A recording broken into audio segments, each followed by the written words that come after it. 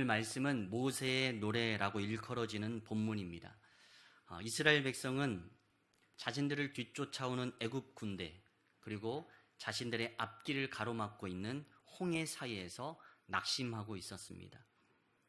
10가지 재앙을 통해서 나오긴 나왔는데 앞에는 홍해가 가로막고 있고 뒤에서는 마음이 바뀐 바로 왕이 군대를 이끌고 쫓아옵니다. 그때 하나님께서 모세를 통해 말씀하십니다. 출애굽기 14장 13절 14절 말씀입니다. 제가 읽겠습니다. 모세가 백성에게 이르되 너희는 두려워하지 말고 가만히 서서 여호와께서 오늘 너희를 위하여 행하시는 구원을 보라. 너희가 오늘 본 애굽 사람을 영원히 다시 보지 아니하리라. 여호와께서 너희를 위하여 싸우시리니 너희는 가만히 있을지니라. 아멘. 두려워서 어찌할 바 몰라 하는 이스라엘 백성들을 향해 모세를 통해 하시는 말씀입니다. 여호와께서 너희를 위하여 싸우시리니 너희는 가만히 있을지니라. 아멘. 우리의 심령 가운데도 이와 같은 주의 음성이 들려지길 간절히 축원합니다. 하나님이 이 모세를 통해 이 말씀을 하신 후 하나님이 모세의 손을 들어서 홍해를 가르십니다. 그리고 이스라엘 백성은 그 홍해를 마른 땅처럼 걸어서 건넙니다. 배를 타고 건넌 것이 아니라 마른 땅을 걸어서 건넙니다. 또 그들을 뒤쫓아 홍해로 들어온 애굽 군대는 그 홍해 바다 아래에 수장당합니다. 홍해가 이스라엘 백성에게는 구원의 도구요, 또한 애굽 군대에게는 심판의 도구가 되었습니다. 출애굽기에서 이 장면이 가장 극적인 장면입니다. 하나님이 그 불가능한 일을 행하시고 뒤쫓아오던 그들까지도 바다 밑으로 다 수장시키십니다. 이 놀라운 구원의 역사를 경험한 모세는 그 기쁜 마음을 노래로 표현합니다. 오늘 출애굽기 15장 내용인데요. 그 중에 13절 말씀 우리 같이 한번 읽겠습니다. 13절입니다. 주의 인자하심으로 주께서 구속하신 백성을 인도하시되 주의 힘으로 그들을 주의 거룩한 처소에 들어가게 하시나이다. 아멘. 먼저 주의 인자하심으로 라고 말합니다. 주의 인자하심으로. 여기서 나오는 인자라는 단어는 히브리어로 헤세드라는 말인데 은혜, 사랑, 자비, 인자 다 비슷한 느낌으로 이야기합니다. 하나님의 사랑과 은혜, 자비, 인자, 이것이 주의 인자라고 했을 때 이 헤세드에 갖는 말의 의미입니다. 은혜라는 말의 사전적 의미는 그렇습니다. 받을 자격 없는 자에게 베풀어진 호의, 이게 은혜입니다. 우리가 하나님의 은혜에 감사합니다 라고 말하는데 그 은혜라는 말에는 이 말이 담겨져 있습니다. 저는 받을 자격이 없는데 하나님이 나를 하나님의 자녀로, 하나님의 백성으로 받아주셨습니다. 그래서 감사합니다. 그 은혜에 감사합니다. 우리가 고백하는 것입니다. 이것이 우리를 향한 하나님의 인자, 사랑, 자비입니다. 이 은혜, 사랑 같은 의미입니다. 우리는 구원받을 자격 없지만 하나님의 은혜로, 하나님의 사랑으로 우리는 구원받았습니다. 에베소서 2장 8절에서 이렇게 말합니다. 너희는 그 은혜에 의하여 믿음으로 말미암아 구원을 받았으니 이것은 너희에게서 난 것이 아니요 하나님의 선물이라. 우리에게서 난 것이 아닙니다. 받을 자격이 없습니다. 우리의 모습으로는 결코 구원받을 모습이 하나도 없습니다. 그러나 하나님의 은혜로 말미암아서, 믿음으로 말미암아서 구원을 받게 된 것입니다. 이스라엘 백성은 하나님의 은혜로, 전적인 하나님의 도우심으로 출애굽할 수 있었습니다. 이스라엘 백성이 자신들이 출애굽할 수 있었다, 자신들의 힘으로 출애굽했다라면 그것을 은혜라고 여기지 않았을 것입니다. 그러나 이스라엘 백성은 그들의 힘으로, 자력으로 하나님 앞에 이 출애굽할 수 없었기 때문에 이 모든 것을 하나님이 주도적으로 행하신 것이었습니다.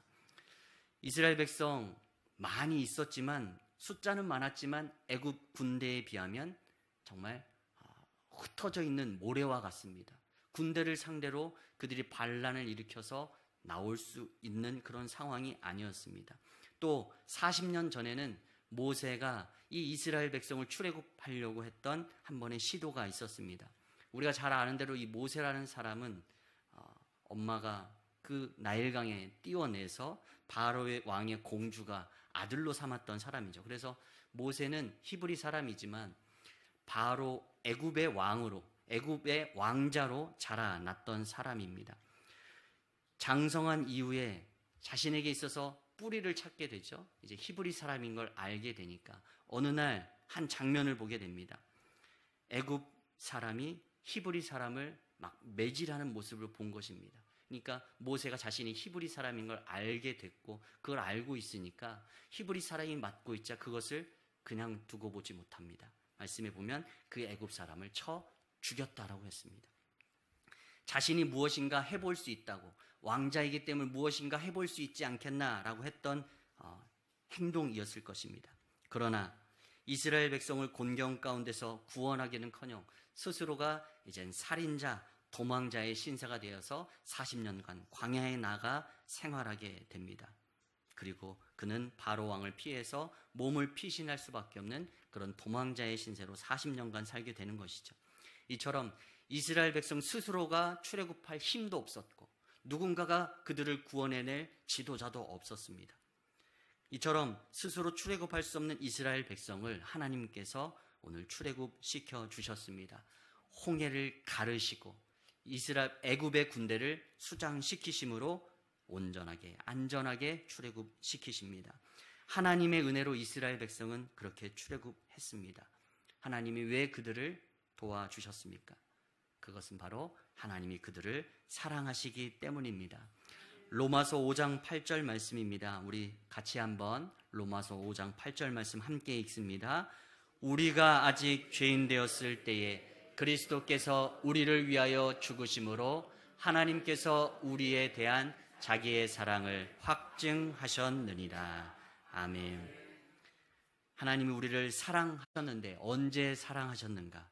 우리가 아직 죄인이었을 그때 하나님이 먼저 우리를 사랑해 주셨습니다. 그리고 그 사랑의 방법은 무엇이었습니까? 이 땅에 예수 그리스도를 보내셔서 우리를 위해 십자가에 못 박혀 죽게 하심으로 그 사랑을 우리 가운데 보여주셨습니다. 우리가 우리 죄의 문제를 스스로 해결할 수 없습니다. 출애굽 문제하고 똑같습니다. 우리가 우리 죄의 문제를 스스로 해결할 수 없습니다. 그래서 하나님께서 개입하셨습니다. 예수 그리스도를 이 땅 가운데 보내시고 우리의 죄를 위해 십자가에 못 박아 죽게 하심으로 우리의 죄값을 대신 담당케 해 주셨습니다. 이것을 믿으면 우리는 구속 곧 죄 사함을 받습니다. 이것이 바로 하나님께서 우리에게 보여주신 사랑의 증표입니다. 자기의 사랑을 확증하시는 그 사랑의 증표가 곧 예수 그리스도의 십자가인 줄 믿습니다. 우리를 향하신 내 힘으로는 구원받을 수 없지만, 내 모습 이대로 구원받을 수 없지만 하나님이 나를 위해 그 사랑의 증표를 보여주시고 그 증표를 믿는 믿음 가운데 우리가 구원받은 하나님의 자녀요 백성이 된 줄 믿습니다. 그 사랑의 증표를 깨닫고 또 온전히 붙드는 우리 모두가 되길 간절히 소망합니다. 주의 인자하심으로 주께서 이스라엘 백성을 구속 곧 죄사함 받게 하셨습니다. 그러한 그들을 이제는 주의 힘으로 주의 거룩한 처소에 들어가도록 인도하십니다. 오늘 13절 하반절에 주의 거룩한 처소에 들어가게 하시나이다. 주의 거룩한 처소, 그곳이 어디입니까? 출애굽해서 이스라엘 백성이 다다르게 될 거룩한 처소가 어디입니까? 바로 가나안 땅입니다. 아브라함과 이삭과 야곱, 요셉, 이스라엘의 백성의 조상들에게 하나님이 이미 약속하셨던 그 축복의 땅, 젖과 꿀이 흐르는 땅, 거룩한 처소, 그것이 곧 가나안 땅입니다. 하나님이 그 거룩한 처소에 그들을 들어가도록 인도하신다 말씀하십니다. 그리고 더 나아가서 그 거룩한 처소는 예루살렘에서 세워지게 될 성전을 의미합니다. 오늘 17절 말씀입니다. 오늘 17절 말씀 우리 같이 한번 함께 읽겠습니다. 주께서 백성을 인도하사 그들을 주의 기업의 산에 심으시리이다. 여호와여, 이는 주의 처소를 삼으시려고 예비하신 것이라. 주여 이것이 주의 손으로 세우신 성소로소이다. 아멘. 주께서 백성을 인도하사 출애굽시키사 그들을 주의 기업의 산에 심으리이다. 여기서 말하는 주의 기업의 산은 모리아 산입니다. 그곳에 주의 처소를 삼으시려고 예비하셨고 결국 그 모리아 산에 하나님께서 주의 성전을 세우십니다. 모세는 지금 먼 훗날 장차 가나안 땅에 들어가게 돼서 솔로몬을 통해서 세워지게 될 그 성소 곧 성전을 믿음의 눈으로 미리 바라보고 찬양 가운데 이 신앙을 고백하고 있는 것입니다. 주께서 백성을 인도하사 그들을 주의 기업의 산에 모리아 산에 심으시리이다. 여호와여 이는 주의 처소를 삼으시려고 예비하신 것이라. 주여 이것이 주의 손으로 세우신 성소로소이다. 지금 홍해를 막 건너면서 그 홍해를 건너게 하신 하나님을 찬양하는 찬양의 고백 가운데 이 성소의 고백이 들어 있습니다. 거룩한 처소, 그곳은 가나안 땅이면서 또한 동시에 들어가서 하나님을 위해 짓게 될 성전을 의미하고 있다라는 것입니다. 유대인들의 그때 당시의 생각의 성소는 하늘에 계신 하나님이 친히 이 땅에 머무시는 장소를 성소라고 말합니다. 아브라함이 아들 이삭을 제물로 바치려고 했던 곳이 바로 이 여기에 나오는 주의 기업의 산으로 일컬어지는 모리아 산입니다. 이 모리아 산에 와서 아브라함이 자신의 아들 이삭을 하나님의 말씀의 명령에 순종해서 제물로 드리려고 올라갔습니다. 그 믿음의 순종 그리고 그 순종으로 이루어진 온전한 예배, 그것이 드려졌던 곳이 모리아 산이고 그 모리아 산에 하나님이 예루살렘 성전을 세우십니다. 하나님이 그 온전하게 순종으로 드렸던 온전한 예배를 기뻐하셨고 그래서 그 믿음의 계보를 이어 그곳 가운데 성전을 세우시는 것입니다. 출애굽에는 목적지가 있습니다. 앞에서 말했던 첫 번째로 가나안 땅이요. 조금 더 구체적으로 말하면 가나안 땅에 들어가서 거룩하신 하나님께서 임재하실 처소, 성소, 성전을 세워서 그곳에서 예배 받으시고자 그리고 그곳에서 찬양 받으시고자 그곳에서 기도 받으시고자 그들을 출애굽시키신 것입니다. 단순히 그들이 힘들고 어려워서가 아니라 그들을 꺼내서 하나님을 예배하는 예배자로 거룩한 처소에 세우시기 위해서 그들을 인도해 내셨다라는 사실입니다. 오늘 이곳에 우리 주품교회를 하나님께서 세우셨습니다.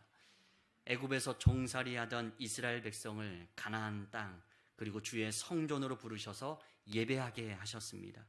마찬가지로 허물과 죄로 죽었던 우리를 하나님의 은혜와 사랑으로 구속 곧 죄사함을 받게 하시고 하나님의 자녀, 하나님의 백성으로 우리를 삼아 주셨습니다.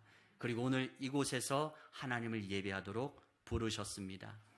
하나님께서 예배 받으시고자 찬양 받으시고자 기도 받으시고자 우리 주품교회를 이곳에 세우신 줄 믿습니다. 오직 하나님께만 영광 올려드리길 소망합니다. 이 모든 주품교회가 개척되는 과정을 돌아보면 마치 꿈만 같습니다.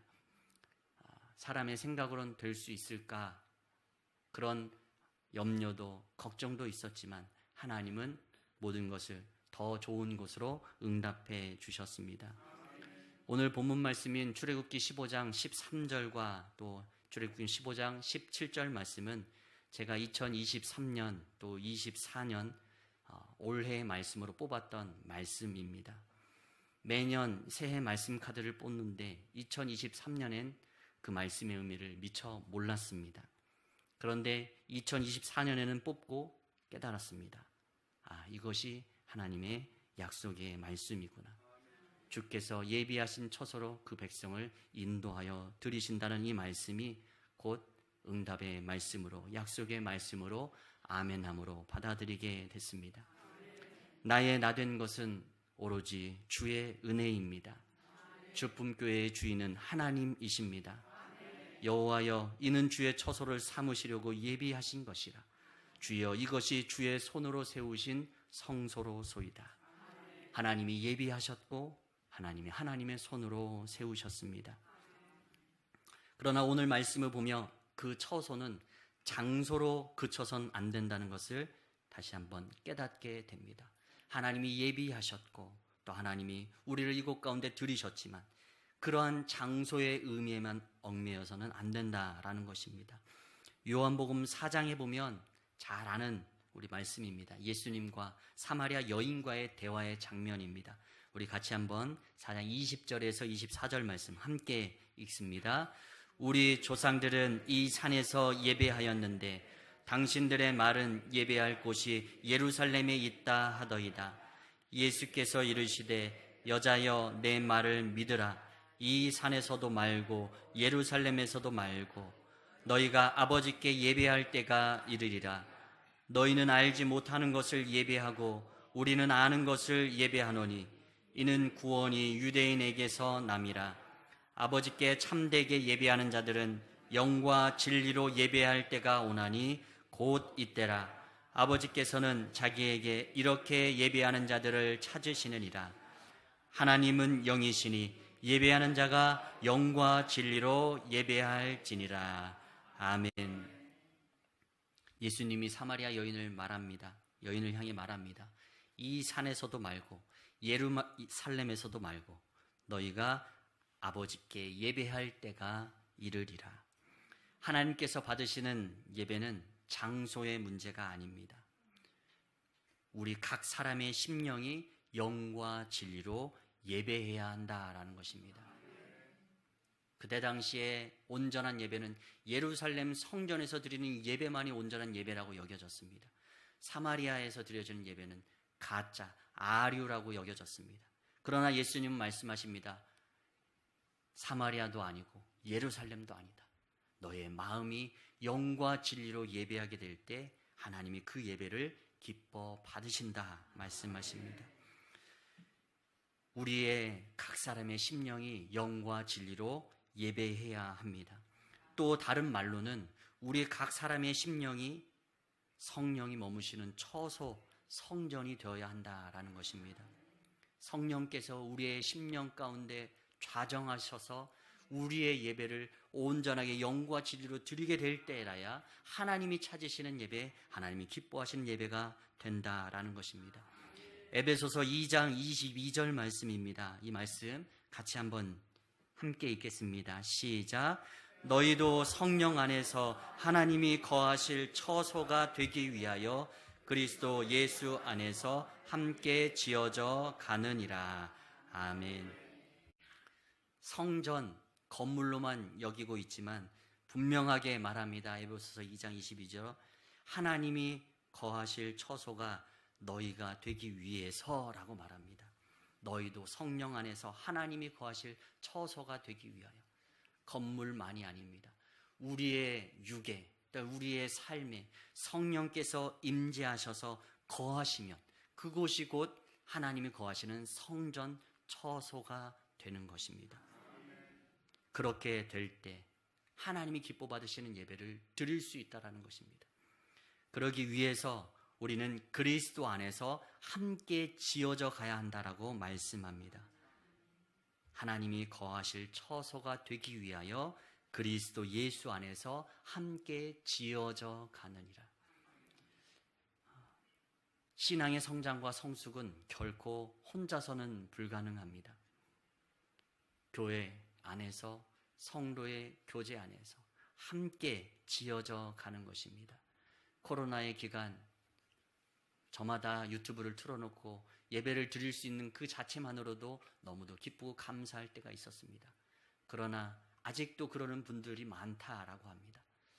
그렇게 하나님 앞에 개인적으로는 설 수 있을지 모르지만 공동체 안에서 함께 신앙생활에 나가지 않으면 우리가 가지지 못한 그 어떤 것을 배울 수 없습니다. 성장과 성숙으로 나아가는 데에는 나의 힘만으로는 부족합니다. 나의 부족함을 채워줄 사람이 있어야 합니다. 상대 또한 마찬가지입니다. 그의 부족한 부분을 채워줄 사람이 필요하다라는 것입니다. 교회는 그렇게 함께 지어져 가는 곳입니다. 함께 만들어져 가는 것입니다. 나만을 옳다고 여기고 나만이 온전하다고 여기면 그때부터 문제가 생기는 것입니다. 우리 모두는 진행 중입니다. 만들어져 가는 과정 가운데 있습니다. 어찌 보면 우리가 주님 앞에 부름받는 그날까지 그 과정은 계속 이어져야 할 것입니다. 어떤 누구도 다 이루었다 예수님처럼 말할 수 있는 사람은 없습니다. 그리스도 예수 안에서 하나님이 거하실 처소가 되기 위해 날마다 함께 지어져가는 우리 주품교회 온 성도님들 되시길 간절히 소망합니다. 우리는 하나님의 놀라운 사랑과 은혜로 구속 곧 죄사함을 받은 사람들입니다. 주의 능력으로 우리를 주의 거룩한 처소인 주품교회로 부르시고 인도하셨습니다. 이제는 우리의 마음의 성전에 성령 하나님을 모시고 성령 하나님과 친밀함을 누리고 또 함께 지어져 가는, 함께 성장하고 성숙해가는 우리 모두가 되길 소망합니다. 함께 지어져 가는 공동체, 함께 성장해가는 공동체 되어서 온 세상 가운데 하나님을 드러내길 간절히 소망합니다.